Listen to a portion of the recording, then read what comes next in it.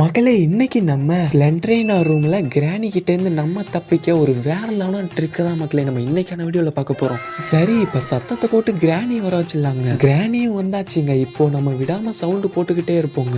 நீங்க நம்ம சேனலுக்கு புதுசுனா மறக்காம சப்ஸ்கிரைப் பண்ணிட்டு பாருங்க. இந்த மாதிரி கண்டென்ட்ஸை மிஸ் பண்ணாம பார்க்க மறக்காம சப்ஸ்கிரைப் பண்ணிக்கோங்க. இந்த ட்ரிக் வந்து உங்களுக்கு நல்லா யூஸ் ஆகும். ஏன்னு பாத்தீங்கன்னா, நம்ம பிளாங்க் எடுத்து இந்த ரூமுக்கு போட்டு வர்றதுக்குள்ள பாத்தீங்கன்னா கிராணிக்கு சவுண்ட் கேட்டுரும். சரி, வெளியில தான் நிப்பான்னு பார்த்தா நம்ம இந்த டோர்க்குள்ள வரும்போது சவுண்ட் கேட்டுரும். அதுக்கப்புறம் பாத்தீங்கன்னா இந்த மாதிரி தான் வந்து நிற்கும். இப்போ நம்ம கேட்டை ஓப்பன் பண்றதா இல்ல போற வரைக்கும் வெயிட் பண்றதான்னு சொல்லி நம்ம யோசிச்சுக்கிட்டு தான் இருப்போம்.